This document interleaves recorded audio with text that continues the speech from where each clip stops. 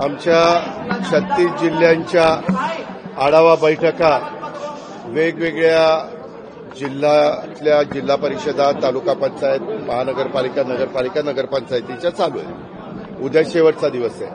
आज सकाळी मी इथं 9 वाजता चालवलोय. 9 वाजल्यापासून आतापर्यंत आजचे जे काही प्रांताध्यक्षांनी जिल्हे घेतलेले होते ते सगळे मी संपवले. दुपारी तुम्ही मला काही प्रश्न विचारत होता. मला त्याबद्दल एवढं सांगायचं आहे की जे काही आता टीव्ही वेगवेगळ्या चॅनलला चाललेलं आहे त्याबद्दलची पूर्ण माहिती मला काही नाहीये. माझा त्या गोष्टीशी डायरेक्ट अजित पवार म्हणून दुरान्वयी देखील संबंध नाही. मला 35 वर्ष महाराष्ट्रातली जनता ओळखते. त्या संदर्भामध्ये मी उलट या निमित्तानं संपूर्ण माहिती घ्यायचं ठरवलेलं आहे. कारण मागे एकदा 3-4 महिन्यापूर्वीची गोष्ट असेल की अशा पद्धतीचं काहीतरी चाललंय असं कानावर आलं. त्यावेळेस मी सांगितलं की असलं काही चुकीचं केलेलं मला चालणार नाही. असल्या कुठल्याही चुकीच्या गोष्टी कुणी पण करू नयेत अशा स्पष्ट सूचना मी दिलेल्या होत्या. परंतु त्याच्यानंतर परत काय झालं ते काही मला माहिती नाही. परंतु आता चॅनलमध्ये वेगवेगळ्या त्या जमिनीच्या बद्दल बरंच काही सांगितलं जातं. त्याची इत्थंभूत माहिती काय डॉक्युमेंट्स आहेत, काय नाही, कुणी परवानगी दिली, कुणी नाही, मी आपल्याला सांगतो. मी आजपर्यंत कुठल्याही माझ्या जवळच्या किंवा लांबच्या नातेवाईकांच्या संदर्भामध्ये कुठंतरी त्यांना फायदा होण्याच्या करता एकाही अधिकाऱ्याला कधी फोन केला नाही किंवा कधी सांगितलेलं नाही. उलट मी या निमित्तानं महाराष्ट्रातल्या जनतेला नाही परंतु उपमुख्यमंत्री म्हणून अधिकारी वर्गांना आणि कर्मचाऱ्यांना सगळ्यांना सांगेन की जर माझ्या नावाचा वापर करून कुणी चुकीचं करत असेल किंवा त्याच्यामध्ये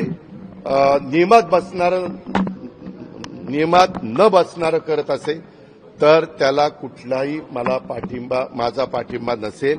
मी फार कायद्याच्या नियमाच्या चौकटीमध्ये राहून काम करणारा कार्यकर्ता आहे हे आपल्याला सगळ्यांना माहिती आहे. आणि त्याच्यामुळं मी आता मला आज कुणीतरी दुपारी मगाशी एक दाखवलं. मुख्यमंत्री म्हणाले की ह्याची चौकशी मी करतो. जरूर मुख्यमंत्र्यांनी चौकशी करावी, तो त्यांचा अधिकार आहे. जर उद्या कुठल्याही बाबतीमध्ये कुणी काही तक्रार केली तर चौकशी करून त्याची शहानिशा करणं, त्याच्यातली सत्यता पडताळून बघणं आणि त्याच्यामध्ये काय नक्की घडलंय ते त्या ठिकाणी पाहणं हे सरकारचं कामच आहे.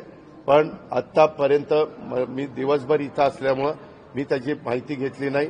मी त्याची माहिती घेऊन परत तुम्हाला उद्याच्याला भेटीन संध्याकाळीचा, कारण मला पण उद्या दिवसभर काम आहे.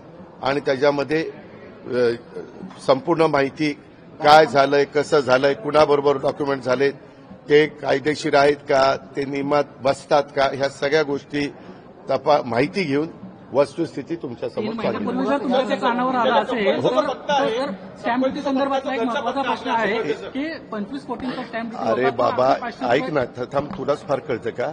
मी स्वतःहून आलोय ना. मी काय सांगतोय, मी एवढंच कानावर आल्यानंतर सांगितलं की कुठल्याही गोष्टी चुकीच्या करू नका एवढं तर मी सांगणार. त्या पद्धतीनं मी सांगितलेलं आहे. परंतु आता ते काय तुम्ही स्टॅम्प ड्युटी म्हणताय, आणखीन काय म्हणताय, त्याची सगळी शहानिशा करतो ना. कारण मीच आज राज्याचा अर्थमंत्री म्हणून काम करत असताना कुठल्याही व्यवहारात कुणी टॅक्सच्या बाबतीत नियमाप्रमाणेच वागलं पाहिजे. टॅक्सच्या बाबतीत नाही, सगळ्याच बाबतीमध्ये नियमाप्रमाणेच गोष्टी झाल्या पाहिजे. कुणीही नियमाच्या बाहेर जाऊन काम करता कामा नये, ह्याच मताचं नियम.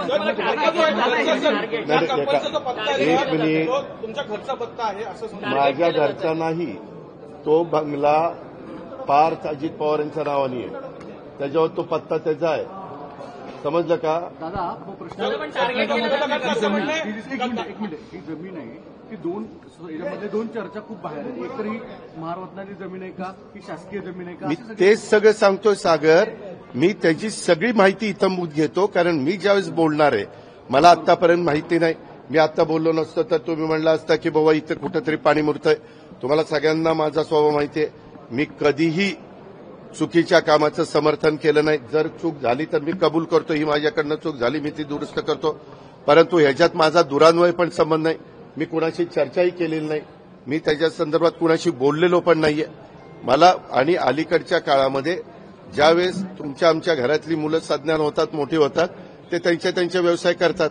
परंतु ह्याच्यात मी पुन्हा पुन्हा सांगतो, माझा दुरान्वयी देखील कुठल्या अधिकाऱ्याला फोन नाही, कुणाला सांगणं नाही, कुणाला तिथं वेगळं काही त्याच्यामध्ये मदत करा अशाही पद्धतीची भूमिका नाही. मी अतिशय संविधानाला मानणारा, घटनेला मानणारा, कायद्याने चालणारा आणि इतरांनी पण कायद्याने चालावं ह्याबद्दल कटाक्षाने प्रयत्न करणारा, कायद्याच्या चौकटीमध्ये राहून माझ्या काही सगळ्यांना समजावून सांगणारा असा कार्यकर्ता आहे.